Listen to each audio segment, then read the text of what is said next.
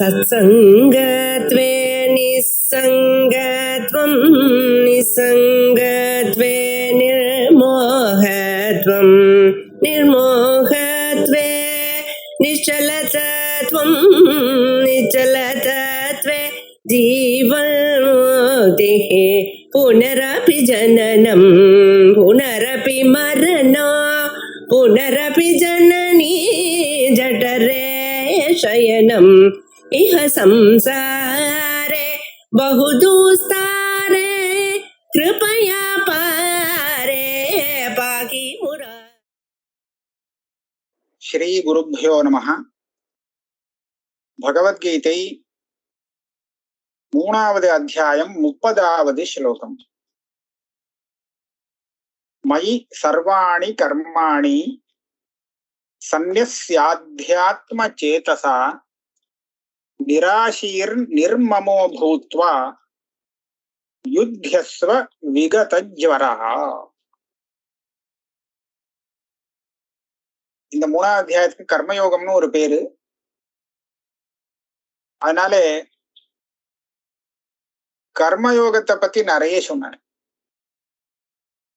பலத்துல ஆசை இல்லாமல் கர்மானுஷ்டானம் பண்றது கர்மயோகம். அதை ரொம்ப பிரபலப்படுத்தி அதை அவசியம் பண்ணி ஆகணும். அது இருந்தா தான் நம்ம மேல வர முடியும். அது இல்லைன்னா நமக்கு பெரிய ஹானி ஏற்படும், லோகத்துக்கே ஹானி ஏற்படும் அப்படிங்கிற விஷயத்தெல்லாம் நான் எடுத்து சொன்னார். ஒரு வித்வானாக இருக்கிறவன், ஒரு ஞானியாக இருக்கிறவன் கூட அஞ்ஞானிகள் கர்மானுஷ்டானம் பண்றத ஊக்கப்படுத்தணுமே தவிர இது அவளுடைய அந்த உற்சாகத்துக்கு பங்கம் வரும்படியா நடந்துக்க கூடாது. ஏன்னா அந்த கர்மானுஷ்டானம் ஞானியாக இருக்கிறவனுக்கு வேணும்னா உபயோகப்படாததாக இருக்கலாம். ஆனா ஞானம் வராதவர்கள் அந்த கர்மானுஷ்டானத்தை ஸ்ரத்தையோடு பண்றது அவளுக்கு மேற்கொண்டு மேல போறதுக்கு, நல்ல வழிக்கு வரத்துக்கு ஒரு சாதனமாக இருக்கிறதுனாலே அவளுடைய புத்தி பேதத்தை செய்யக்கூடாது. மேலும் அவன் என்ன பண்ணணும் அப்படின்னு சொன்னா, தான் கூட அதே மாதிரி கர்மாக்களை அனுஷ்டானம் பண்ணிட்டு அசங்கமா இருந்துட்டு அனுஷ்டானம் பண்ணணும். அனுஷ்டானம் பண்ணி அவளுடைய உற்சாகத்தை மேலும் மேலும் விருத்தி செய்யணும் அப்படின்னு சுவாமி சொல்லிட்டார்.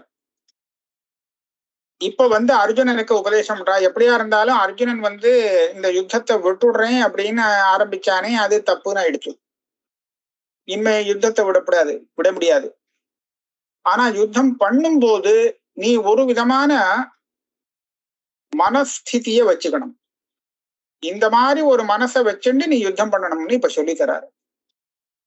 மயி சர்வாணி கர்மாணி சந்நிஸ்ய அத்தியாத்ம சேதசா. நீ கர்மா அனுஷ்டானம் பண்ணறதுக்கு அதிகாரியாக இருக்கே, அதே சமயத்துல முமுக்ஷுவாகவும் இருக்கே, மோட்சம் வேணும் அப்படிங்கிற ஆசை உடையவனாக இருக்கே. அப்படியானா நீ கர்மானுஷ்டானம் பண்ண வேண்டியதுதான். எப்படி பண்ணணும் அப்படின்னு கேட்டா, இப்ப நான் சொல்ற மாதிரி பண்ணணும். பலத்துக்காக பண்றேன்னு நினைக்கப்படாது. மயினா வாசுதேவே பரமேஸ்வரே சர்வஜ்ஞே. எல்லாருக்கும் ஒரு பரமேஸ்வரன் ஒருத்தர் இருக்கார் இல்லையா, ஈஸ்வரன். அந்த ஈஸ்வரனை அவ எப்படி வேணாலும் ஆராதிக்கட்டும், பரவாயில்ல. ஆனா இந்த ஜெகத் சிருஷ்டி ஸ்திதி சம்ஹாரம் பண்ணக்கூடிய சக்தி உடையவர் யாரோ ஒருத்தர் இருக்கார். அவர் தான் இங்கே பரமேஸ்வரன். அது சாட்சாத் பகவான் இவரேதான். அதனால்தான் மயின்னு சொல்றார். என்னிடத்திலே இவர் தான் ஜெகத் சிருஷ்டி ஸ்திதி சம்ஹாரம் பண்ணக்கூடிய அந்த பரமேஸ்வரன் அப்படிங்கிறத காண்பிக்கிறதுக்காக அப்படி சொல்றார். மயி வாசுதேவே பரமேஸ்வரே சர்வஜ்ஞி. என்னிடத்துல நீ என்ன பண்ணணும்னா, சர்வாணி கர்மாணி சந்நிஸ்ய. நீ எந்தெந்த நல்ல காரியங்கள் செய்யறியோ அந்த காரியங்கள் எல்லாத்தையும் என் பொறுப்புல உன்னிடத்துல விட்டுடு. அதாவது என்னிடத்துல விட்டுடு. நான் உன்னிடத்துல என்னோட கர்மாக்களை எல்லாம் விட்டுடுறேன், சமர்ப்பணம் பண்றேன் அப்படிங்கிற புத்தியோடு செய். அப்படின்னா என்னது? இந்த அத்தியாத்ம சேதசான்னு ஒரு பதம் இருக்கு. அதுக்கு அர்த்தத்தை சொல்லிட்டு சொன்னேன்னா கொஞ்சம் புரியும்னு நினைக்கிறேன். நாம பண்ணக்கூடிய கர்மாக்களை பகவான் இடத்துல வைக்கிறதுனா என்ன? நாம தானே பண்றோம். அது பகவான் இடத்துல எப்படி வைக்க முடியும்? அவர்கிட்ட எப்படி சமர்ப்பணம் பண்றது? இந்த எடுத்துக்கோ அப்படின்னு சொல்ல முடியுமா அப்படின்னு கேட்டா அப்படி இல்லை. இப்ப ஒரு சுவாமி தன்னுடைய பிருத்தியனுக்கு சேவகனுக்கு ஒரு காரியத்தை செய்ய சொல்றான்னா அந்த பிருத்தியன் தான் வேலை செய்யறான். ஆனா வேலை செய்யும் போது அவன் தனக்காக வேலை செஞ்சுக்கிறானா இல்ல சுவாமிக்காக வேலை செய்யறானா? நிச்சயமாக அவன் சுவாமிக்காகத்தான் வேலை செய்யறான், அதுல சந்தேகம் இல்லை. ஆனா ஒரு சமர்ப்பண புத்தியில பண்றானாங்கிறத பார்க்கணும்.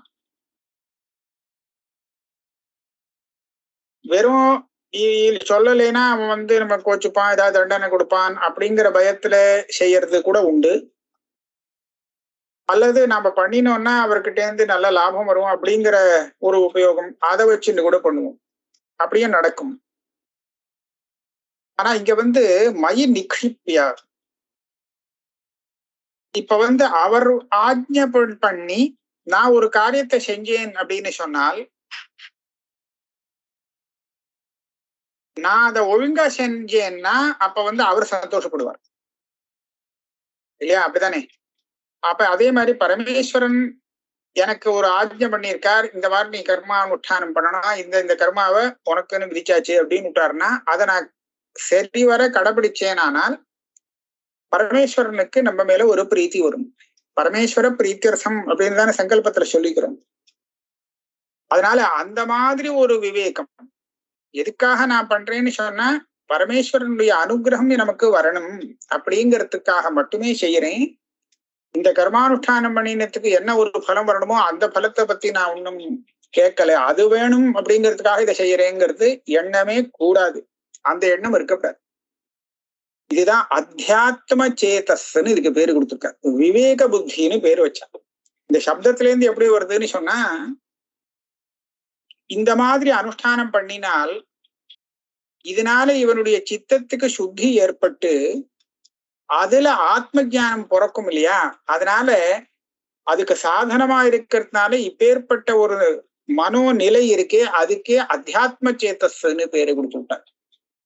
இப்ப அத்தியாத்ம சேத்தஸ் அது இல்லையே, இருந்தாலும் சீக்கிரமாவே ஆயிட போறது. அதனால அத்தியாத்ம சேதசா இந்த மாதிரி ஒரு எண்ணத்தோடு பகவானிடத்துல ஒரு சமர்ப்பண புத்தியோடு நீ எல்லா விதமான கர்மாக்களையும் அனுஷ்டானம் செய். அதுல இன்னொரு அம்சம் சொல்றார், நிராசீஹி நிர்மமோ பூத்வா. நிராசீஹி அப்படிங்கிறதுக்கு நிராசீர் பூத்வா, பலம் வேணும் அப்படிங்கிற ஒரு ஆசை இல்லாதவனாக அப்படின்னு அதுக்கு அர்த்தம். இதுக்கு பலம் உண்டு, ஆனா அந்த பலம் வேணுங்கிறதுக்காக நான் பண்ணல. அதே மாதிரி நிர்மமஹா, நிர்மமஹான்னு சொன்னா இது என்னுடையது அப்படிங்கிற ஒரு எண்ணம் இல்லாம இருக்கணும். நான் தானே பண்ணிருக்கேன், அப்படியானா இதுக்கு நான் தானே சொந்தக்காரன், வேற யாராவது பலன் எடுத்துட்டா எனக்கு கோபம் வரும். நான் பண்ணினேன் இவ்வளவு சிரமப்பட்டு, பலம் இன்னொருத்தனுக்கு போறதா அப்படின்னு ஏன் வருது தெரியுமா? அதுல ஒரு மமபாவம் இருக்கிறதுனாலதான். அதுல நிர்மமமா இருந்தான்னு வச்சுங்களேன், அந்த பலம் எங்க போனாலும் இவன் கவலையப்பட மாட்டான். பகவத் சங்கல்பம் எங்கேயோ போறதுன்னு விட்டுருவான். அதனால நிர்மமஹா, மமபாவம் இல்லாமல் நீ யுத்தம் பண்ணு. விகத ஜ்வரஹா, விகத ஜ்வரஹா, ஜ்வரம்னா உனக்கு யுத்தம் பண்றதுல ஒரு பெரிய மன கஷ்டம் இருக்கு இல்லையா, சந்தாபம். நீ ஒரே சந்தாபத்துல மாட்டின்னு தானே என்கிட்ட எல்லாம் கேட்கிற. அந்த சந்தாபத்தெல்லாம் எடுத்து விடுப்பா, நீ கவலையே பட வேண்டாம். இந்த யுத்தங்கிற கர்மாவை நீ அனுஷ்டானம் பண்ணு, கவலைப்படாம நீ பாட்டுக்கு அனுஷ்டானத்துல இறங்குன்னு யுத்தம் பண்ணு. ஆனா பண்ணும்போது ஒரு மனசனுடைய சமநிலைய வச்சுண்டு அந்த நிலையோடு யுத்தத்தை பண்ணு. அப்பதான் நீ எந்த தோஷத்துக்கும் ஆளாகாம இருப்பே. இதை இங்க சொல்ற. இப்ப இந்த மாதிரி அனுஷ்டானம் பண்ணினா கர்மானுஷ்டானம் பண்றவாளுக்கு என்ன பலம், அத அனுஷ்டானம் பண்ணாதவர்களுக்கு என்ன நஷ்டம், இது ரெண்டையும் வரிசையா 2 ஸ்லோகத்துல சொல்றார். 31, 32 ஸ்லோகங்கள்ல. ஏமே மதமிதம் நித்யம் அனுதிஷ்டந்தி மானவாக ஸ்ரத்தாவந்தः அனசூயந்தः முச்சியந்தே தேபி கர்மபிஹி. இப்ப நான் ஒரு மத்தம் சொன்னேன் இல்லையா, கர்மானுஷ்டானம் அவசியம் பண்ணணும். பண்ணும்போது இப்பேற்பட்ட சமநிலையோட பண்ணணும், அனுஷ்டானம் பண்ணணும். நிராசீர் நிர்மமோ பூத்வா, மமபாவம் இதெல்லாம் இருக்கா இல்லாமல் அசங்கமாக இருந்துட்டு அனுஷ்டானம் பண்ணணும் அப்படி சொன்னேன் இல்லையா. இதுதான் இப்ப சொல்ற மதம், என்னுடைய மதம். இந்த மதத்தை யார் கடைபிடிக்கிறார்களோ அனுதிஷ்டந்தி மானவாக, இந்த மனுஷலோகத்துல எந்த மனிதர்கள் இப்போ நான் சொன்ன இந்த வழிய நித்தியம் அனுதிஷ்டந்தி, எப்போதுமே இதை அனுசரிச்சே அவ கர்மானுஷ்டானம் செய்கிறார்களோ, ஸ்ரத்தாவந்தா அனசூயந்தா, இது வேற. அந்த கர்மாவை அனுஷ்டானம் பண்ணும் போது காமாசோமானு பண்ணாமல் ஸ்ரத்தையோடு அனுஷ்டானம் பண்ணணுமா. ஸ்ரத்தையோடு அனுஷ்டானம் பண்றாள். அதே மாதிரி அனசூயந்தா, அசூயை பொறாமையெல்லாம் இல்லாத மனசோடு அனுஷ்டானம் பண்றாள். அப்படி யாரு அனுஷ்டானம் பண்றாளோ முச்சந்தே தேபி கர்மபிஹி. நியாயமா இவன் ஒரு கர்மானுஷ்டானம் பண்ணினான்னா இவன் பண்ணின அந்த கர்மா புண்ணியமாகவாவது இருக்கும் பாபமாவது இருக்கும். இந்த இவன் பண்ணின புண்ணியம் பாபங்கிற கர்மா இவனுக்கு பந்தத்தை ஏற்படுத்தும், மோட்சத்தை இல்லை பந்தத்தை ஏற்படுத்தும். பந்தத்தை எப்படி அது ஏற்படுத்தும்? அதாவது இந்த கர்மாவுடைய பலத்தை இவன் அனுபவிக்கும்படியா இருக்கும், அனுபவிக்க வேண்டி இருக்கும். அதை அனுபவிக்கிறதுக்கு முன்னாடியே இந்த சரீரம், எந்த சரீரத்தோடு அவன் கர்மானுஷ்டானம் பண்ணியிருக்கானோ, பாபமோ புண்ணியமோ, அந்த சரீரத்துக்கு ஆயுசு தீர்ந்து போயிடும். அப்படி தீர்ந்து போச்சுன்னா அந்த கர்மாவுக்கு பலத்தை அனுபவிக்க முடியாம போயிடும் இல்லையா இந்த சரீரத்துல. அப்ப அந்த கர்மா என்ன பண்ணும், இதுதானே போச்சு, நான் அவனுக்கு வேற சரீரம் வசதி ஏற்பாடு பண்றேன் சொல்லி மறுபடியும் அவனை ஜென்மாவுக்கு ஆளாக்கும், பிறக்க வைக்கும். அந்த புது சரீரத்துல இந்த கர்மா வேலை செய்யும். அவனுக்கு தன்னுடைய அவன் அடைய வேண்டிய அந்த பலத்தை கொடுத்துரும், சுகமோ துக்கமோ எதையோ ஒண்ணு கொடுத்துரும். இப்படியாக அந்த கர்மா இவனை பந்தப்படுத்தி கட்டி வச்சிருக்கு. இவனை சுதந்திரமா போக விடாது, இப்படித்தான் போகணும், இல்லைன்னா உன்னை விடமாட்டேன் அப்படின்னு பிடிச்சுக்கும் இல்லையா. இப்போ என்ன பண்றது, இதே கர்மானுஷ்டானத்தை அவன் ஈஸ்வரார்ப்பண புத்தியா அசங்கமாக இப்பேற்பட்ட ஒரு நிராசீர் நிர்மமோ பூத்வான்னு சொன்ன வழியில அனுஷ்டானம் பண்ணினானே, ஆனால் இவன் பண்ணின கர்மாக்களுக்கு அது இவனை விட்டுட்டு போயிடுமா.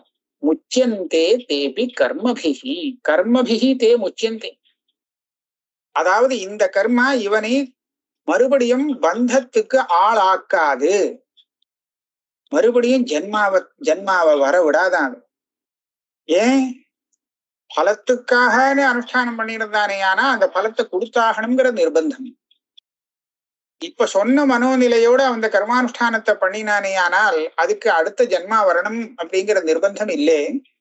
அது அந்தகரணத்தை சுத்திப்படுத்தி சுத்தமான அந்தகரணத்துல ஆத்ம ஜானத்தை வரவழிச்சு அது மூலமாக அஜானத்தை நிவர்த்தி பண்ணி இவனை ஸ்திரமான புருஷார்த்தத்துக்கு கொண்டு போய் சேர்க்கும், மோட்சத்துக்கு கொண்டு போய் சேர்க்கும். அதனால என்ன ஆறுது, இந்த கர்மா அவனை பந்தத்திலேந்து விட வைக்க கூடியதாக இருக்கே தவிர அவனை மறுபடியும் பந்தத்துல போடக்கூடிய கர்மாவாக இது இல்லை. அதனால இப்பேற்பட்ட பெரிய லாபம் இந்த கர்மாவில இருக்கிறதுனாலே நான் சொன்ன விதத்துல அந்த கர்மானுஷ்டானம் பண்றதுக்கு பழகி கொள் அப்படின்னு உபதேசம் பண்றாரு. முச்சந்தே தேபி கர்மபிஹி ஆச்சு. அடுத்ததுல ஏ துவேதத்யசூயந்தா நானுதிஷ்டந்தி மே மதம் சர்வஜான விமூடாம்ஸ்தான் வித்தி நஷ்டான் அச்சேதசா. நான் சொன்ன வழியில போனவாள் ரொம்ப சிறப்பா இருப்பான்னு முன் ஸ்லோகத்துல சொல்லிட்டேன். இப்ப வர ஸ்லோகத்திலே இது அனுஷ்டானம் பண்ண மறுத்தாள். இவன் சொன்னதை நான் என்ன கேட்கறது அப்படின்னு நினைச்சுட்டு மாத்தினான்னு சொன்னா அவ பாவம் ஏமாந்து போய் விநாசத்தை அடையறா அப்படிங்கிறத இந்த ஸ்லோகத்துல சொல்றார். ஏ துவேதத் அபியசூயந்தா. இந்த விஷயத்திலே பரமேஸ்வரனிடத்திலே அல்லது அவர் சொன்ன வழி, அவர் காமிச்ச வழியிலே இவாளுக்கு அசூயை இருக்கு. அதனால நிந்தந்தி, அவளுக்கு இந்த வழியை பார்த்தா நிந்திக்கணும்னு தோன்றது. இது ரொம்ப பரம மட்டமான வழி அப்படின்னு நினைச்சுட்டு நிந்திக்கிறா. அப்படியானா அவ அந்த வழிக்கு வரமாட்டான். இது மோசமான வழின்னு நினைச்சுட்டான்னா அப்ப அதுல வரமாட்டா இல்லையா? அப்ப இந்த வழிக்கே வரமாட்டான். அப்ப அவளை பத்தி சுவாமி என்ன சொல்றார்? சர்வ ஞான விமூடாக விமூடான் தான் வித்தி. இவாளுக்கு சர்வஜான விமூடன்னு ஒரு பட்டம் கொடுக்குறேன்ட்டு. சர்வஜான விமூடம்னு சொன்னா எந்த விதமான ஞானத்துக்கும் லாயக்கு இல்லை அப்படின்னு அர்த்தம். எல்லாத்தையும் தப்பு தப்பாவே புரிஞ்சுக்கிறான். சரியான வழியை காண்பித்தாலும் இவாளுடைய புத்தி அதை எப்படி கிரகிக்கிறதுனா இது தப்பு அப்படின்னு சரிய தப்புன்னே கிரகிக்கக்கூடிய புத்தியா இருக்கு. அதனால இவாளுக்கு ஒண்ணுமே ஏத்த முடியாது. மேற்கொண்டு இவாளை காப்பாத்துறதுங்கிறது சிரமம்தான். அதனால வித்தி நஷ்டான், இவா விநாசத்தை தான் அடைஞ்சாகணும், வழி இல்லை. அச்சேதசா, விவேகம் இல்லாதவர்கள், அவிவேகிகள் பாவம் அப்படின்ட்டு. அதனால அந்த மாதிரி இருக்கக்கூடாது. கர்மானுஷ்டானத்தை செய்யணும். செய்யும் போது அது நமக்கு பந்தமாக ஆயிடாம இருக்கிறதுக்கு பரமேஸ்வரார்ப்பண புத்தியோடு அசங்கமாக இருந்துட்டு கர்ம யோகமாக அதை அனுஷ்டானம் பண்ணணும் அப்படிங்கிறது பகவானுடைய மதம். இப்போ இப்படி செய்யாதவாளை நிந்திச்சு விட்டாளா, உடனே ஒரு கேள்வி வருது.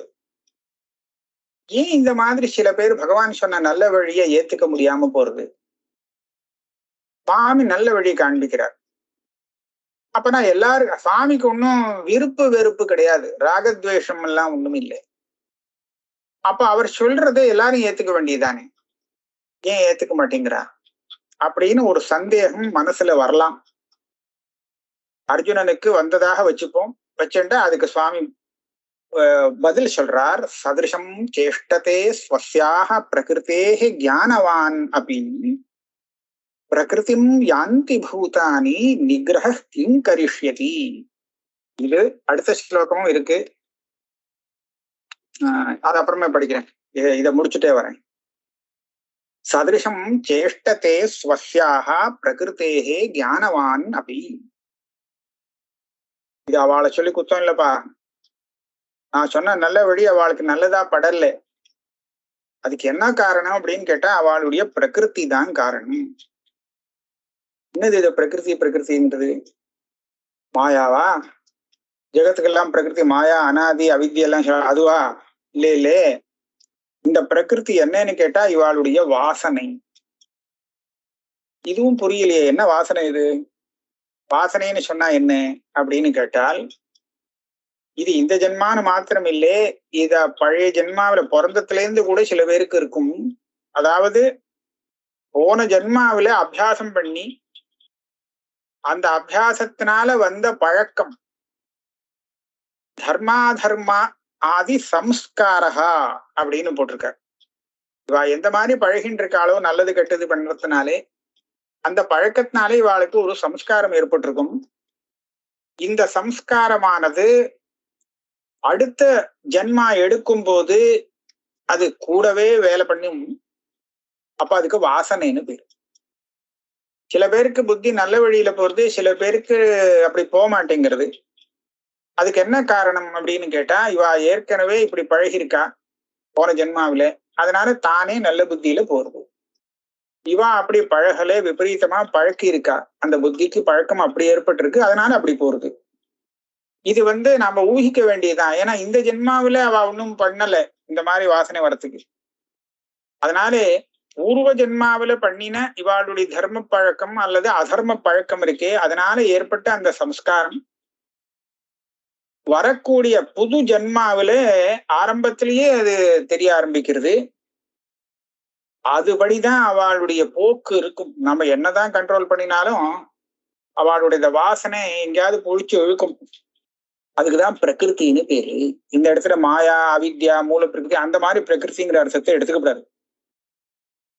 ஸ்வஸ்யா பிரகிருத்தேகே, ஒவ்வொருத்தனுக்கும் அவன் ஏற்கனவே பழகிருக்கானோ அந்த வாசனைங்கிறது அவனோட கூட இருந்துன்னு இருக்கும். அந்த வாசனைக்கு தகுந்தா போலத்தான் அவனுடைய பிரவருத்தி இருக்கும். சதிருஷம் சேஷ்டதே ஸ்வஸ்யா பிரகிருத்தேகே. அவனவனுக்கு என்ன ஒரு பிரகிருதி வாசனை இருக்கோ அந்த வாசனைக்கு தகுந்தா போலதான் அவனவன் வேலை செய்வான். ஞானியா இருக்கான் பார்த்தேடா, அவன் கூட விதிவிலக்கு இல்லையா. ஞானவானபி, ஞானிக்கே இப்படின்னு சொன்னா அப்புறம் அஜ்ஞானிய பத்தி கேட்க வேண்டாம்.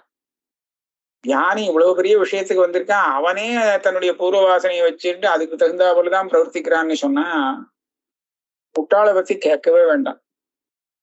அதனாலே ஞானவானபி ஸ்வஸ்யா பிரகிருத்தேகே சதிருஷம் சேஷ்டதே, அந்த பிரகிருதி எப்படி இருக்கோ அதுக்கு தகுந்தா போலதான் அவனுடைய புத்தி வேலை செய்யறது, பிரவருத்திங்கிறது ஏற்படுறது. இதை தடுத்து நிறுத்த முடியாதான்னு கேட்டா அதெல்லாம் முடியாதுப்பா, என்ன சொன்னாலும் கேட்க மாட்டான். பிரகிருதிம் யாந்தி பூதானி நிகிரஹ கிங் கரிஷ்யதி. இந்த மாதிரி ஒரு வாசனை பிரபலமாக இருக்கும்போது அந்த வாசனைக்கு தகுந்தா போலதான் யாந்தி இவாளுடைய நடவடிக்கை இருக்கும்.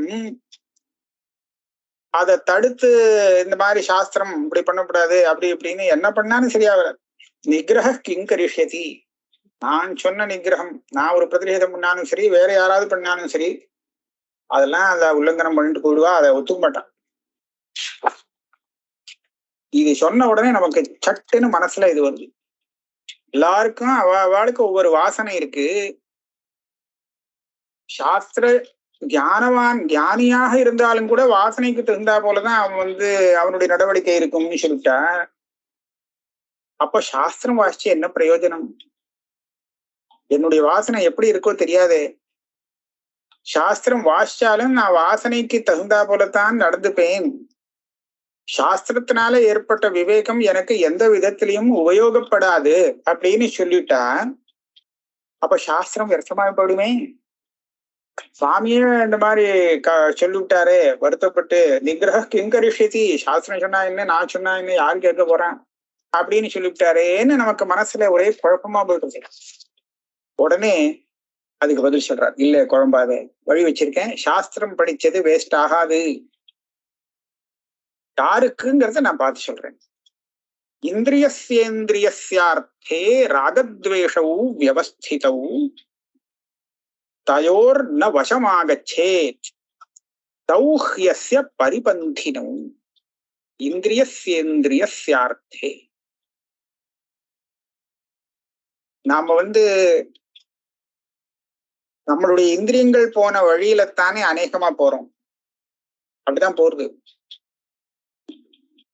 இந்திரியாணி ஹயானாகு, நம்மளுடைய சரீரத்தை ஒரு ரசமாக கல்பனை பண்ணிட்டோமானால் இந்த ரசத்தை இழுத்து கொண்டு போகக்கூடிய குதிரைகள் நம்ம இந்திரியங்கள்.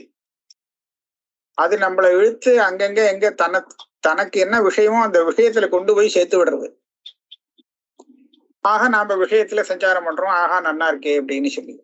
அதனால அப்புறம் என்ன விபரீதமான பலம் வருங்கிறத அப்புறம் முன்னாடி யோசிக்கிறது இல்லை. ஆகையாலே இந்திரியம் தன் விஷயத்திலே நம்மளை இழுக்கிறது. இதுக்காகவே அதுக்கு பிருகதாரண்யக உபனிஷத்து ஒரு பேரு கொடுத்தது, இந்திரியத்துக்கு கிரகம்னு பேரு கொடுத்தது. ஏன்னா அதை நம்மளை பிடிச்சு கட்டுறது, கிரகணம் பண்ணிடுறது, அதனால கிரகம். இந்திரியத்துக்கு மேல இந்திரியத்தினால அறியப்படுற விஷயம் அது அதிகிரகமா ரொம்ப ரொம்ப ஜாஸ்தி. இந்திரியத்தையும் பிடிச்சு இழுத்துடக்கூடிய சாமர்த்தியம் அதுக்கு இருக்குன்னு சொல்றது. அப்ப அந்த விதத்திலே நாம எந்த ஒரு விஷயத்துல பிரவர்த்திக்கிறோம்னு சொன்னாலும் அதுல ஆசை வந்தால் பிரவர்த்திக்கிறோம், துவேஷம் வந்தால் நிவர்த்திக்கிறோம். அப்படித்தானே? ஒரு ராகத்வேஷம் இல்லாமல் வேற என்ன கண் இருக்கு காது இருக்கேன்னு சொல்லி நம்ம உடனே ஒரு வேலையை செஞ்சு விடுறது இல்லை. இந்திரியம் தன் விஷயத்திலே நம்மளை இழுக்கிறதுக்கு முன்னாடி அந்த விஷயத்திலே நமக்கு ராகத்தையோ துவேஷத்தையோ உண்டாக்கி வரும்படியா பண்ணிட்டு அதுக்கப்புறம் தான் இழுக்கிறது. சும்மா அதனாலையும் இழுத்துட முடியல. ராகத்வேஷவும் வியவஸ்திதவும். அதனாலதான் என்ன பண்றான்னா, ரொம்ப துஷ்டனா இருந்தாலும் கூட அவன் துஷ்ட காரியத்துல நிறைய பழக்கம் பண்ணிட்டு இருக்கான், அதே நிறைய பண்றவனா இருக்கான். இருந்தாலும் அவன் சில சமயம் பாக்குறான், இல்லப்பா இன்னைக்கு வேண்டாம், இன்னைக்கு இந்த காரியம் வேண்டாம், இன்னொரு நாளைக்கு பாத்துக்கலாம்னு சில சமயம் சொல்ல முடியா இருக்கு. ஏன் அப்படி சொல்ல முடியா இருக்கு? துஷ்ட காரியம் அவனுக்கு பிரியந்தானே, பிரியந்தான். ஆனா இப்ப பிரீத்தி இல்லை இந்த சமயத்துல. எப்போ அதுல அந்த ஆசை வந்துடுமோ அப்ப தடுத்து நிறுத்த முடியாது, அது பாட்டுக்கு போயிடும். அதனால இந்திரியமானது வெறும் இருக்குங்கிறதுனாலேயே இவனை இழுத்து போட்டுடாது. இவனுக்கு ஆசையை கிளப்பி விட்டு ஆசைய வரவழிச்சு உள்ள இழுக்கும். துவேஷத்தை ஏற்படுத்தி அதுக்கப்புறம் அதனால செய்ய வேண்டிய சில காரியத்துல பிரவர்த்திக்க வைக்கும். இதுதான் ராகத்வேஷவும் வியவஸ்திதவும். நாம நன்னாவே இதை கவனிக்கலாம். நமக்கு எந்த விஷயத்திலே ஆசை இருக்கோ, எந்த விஷயத்திலே பிடிக்காத வெறுப்பு இருக்கோ, துவேஷம் இருக்கோ, அந்த ரெண்டுமே நம்மளுடைய இந்திரியத்தினாலே பார்க்கக்கூடிய விஷயமா தான் இருக்கும். அது கிட்ட வந்தாலே பார்த்தாலே நமக்கு எல்லாம் கலங்கி போயிடும். ரொம்ப ஆசைப்பட்டிருந்தா அதுக்கு காமம் வந்துடும், சில சமயம் துவேஷம் வந்துடும், எரிச்சலா வந்துடும். தயோர் ந வசமாகச்சே தௌஹ்யஸ்ய பரிபந்தினோ. என்ன பண்ணணும்னா ராகத்துக்கும் துவேஷத்துக்கும் இடம் கொடுக்காமல் இரு. அப்போ இந்த இந்திரியங்கிறது உன்னை இழுக்காது.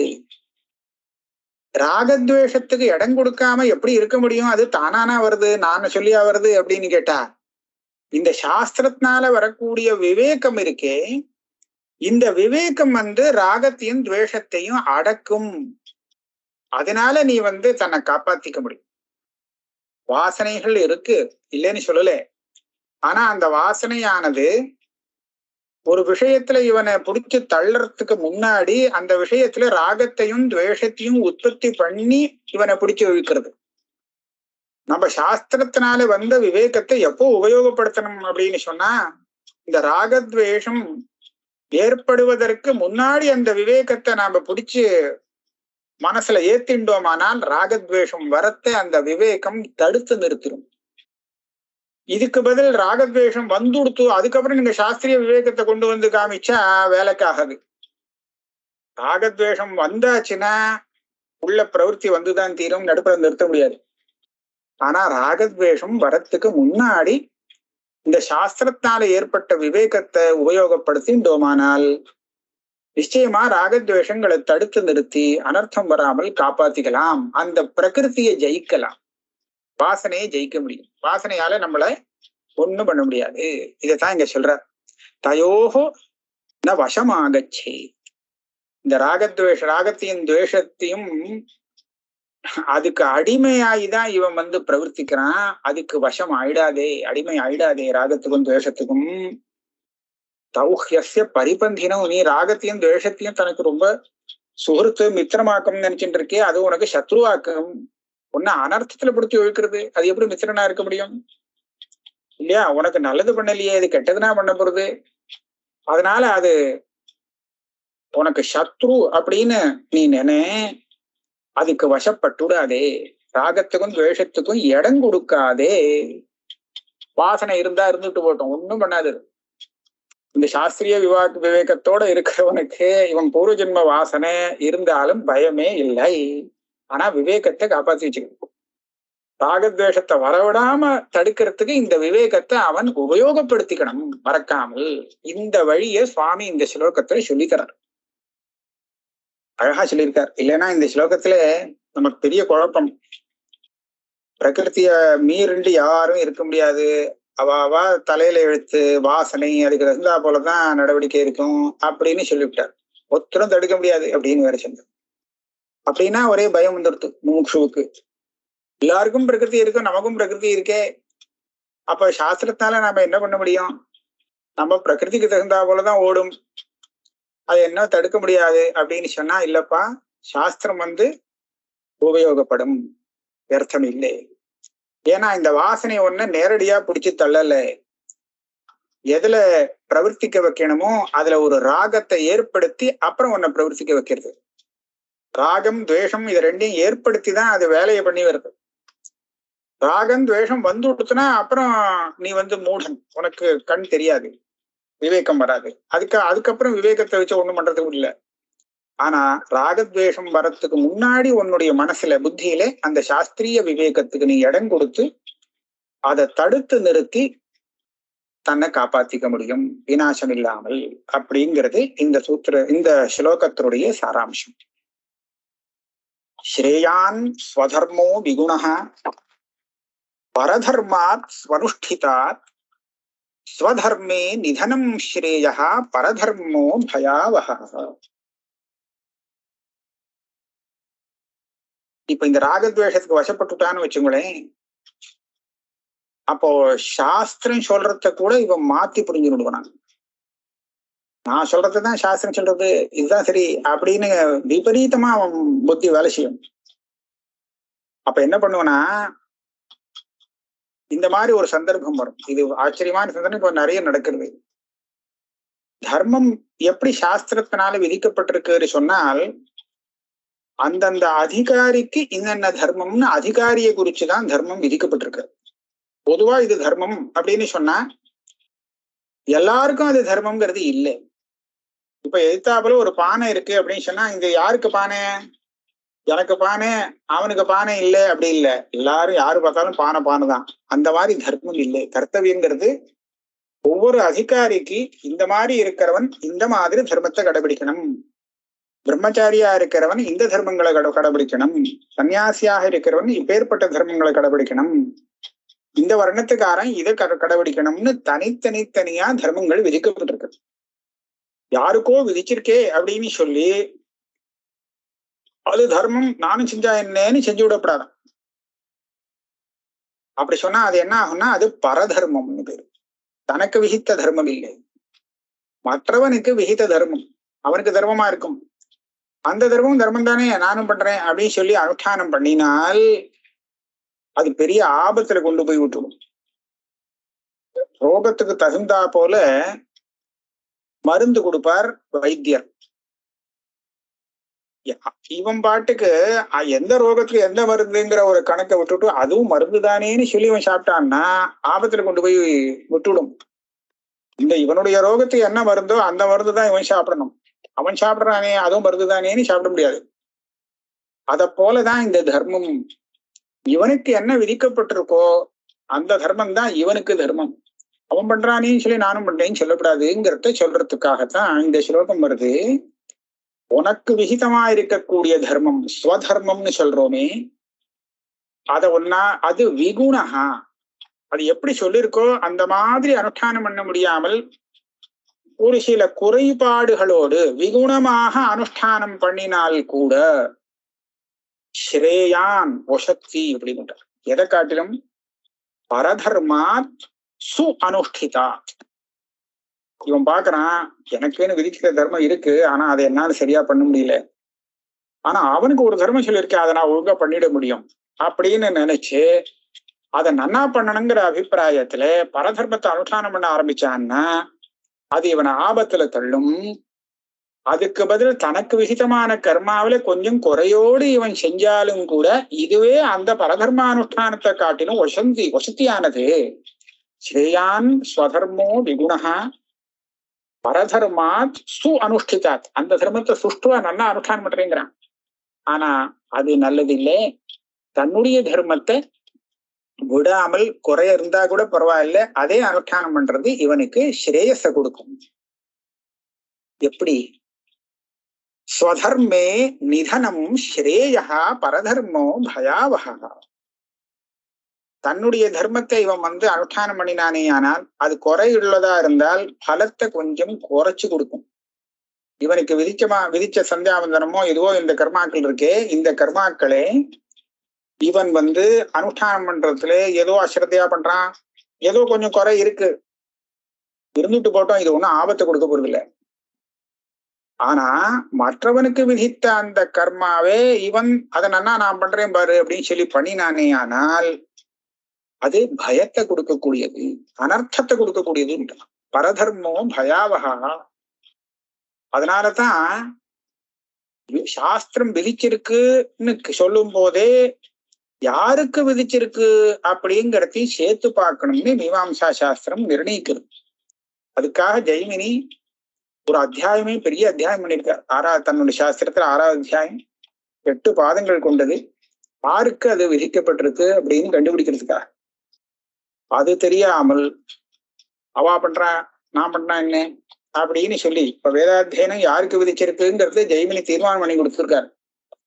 ஆனா வாக்கியத்துல சுவாத்தியாயோத்தியேதவியா வேதம் அத்தியனம் பண்ணணும்னு தானே சொல்லிருக்கு. ஆறு படிச்சா என்ன அப்படின்னு சொல்லி இவ பாட்டுக்கு ஆரம்பிச்சான்னு சொன்னா இது பரதர்மம். இவாளுக்கே தெரியாம பரதர்மத்தை நான் அனுஷ்டானம் சரியா பண்ண முடியும் பாரு அப்படின்னு ஆரம்பிக்கிறான். ஸ்திரீக்களுக்கு வேதாத்தியனம் இல்லை, அவளுக்கு அதை விதிக்கல. ஆனா இவ நான் படிச்சா என்ன அப்படின்னு பண்ணினா இது பரதர்மத்தை அனுஷ்டானம் பண்ணினதாக ஆகும். அதத்தான் சுவாமி வேண்டாங்கிறார். ஸ்ரேயான் ஸ்வதர்மோ விகுணா பரதர்மாத் ஸ்வனுஷ்டிதா. இது சும்மா ஒரு உபலட்சணமா சொன்னேன். இந்த மாதிரி 1000 காரியம் இன்னொருத்தனுடைய தர்மத்தை தான் அனுஷ்டானம் பண்றேன்னு இப்ப கிளம்பி இருக்கா. ஆனா அது பரதர்மங்கிறத தெரிஞ்சுண்டு அதுக்கப்புறம் அதுல நாம பிரவர்த்திக்க கூடாது. நமக்கு விகிதமா இருக்கா, சாஸ்திரம் நம்மள இதை செய்ய சொல்றதா அப்படிங்கிறத முதல்ல தீர்மானம் பண்ணிட்டு அதுக்கப்புறம் தான் அந்த அனுஷ்டானத்தை ஸ்வதர்மம்னு தெரிஞ்சுன்னு அனுஷ்டி. இல்லைன்னா அது ஏமாத்தத்தை கொடுக்கும், பயத்தை கொடுக்கும். பரதர்மோ பயாவஹா. 35வது ஸ்லோகம் வரையில் ஆயிடுச்சு. இதுக்கு மேல அடுத்த கிளாஸ்ல பார்ப்போம்.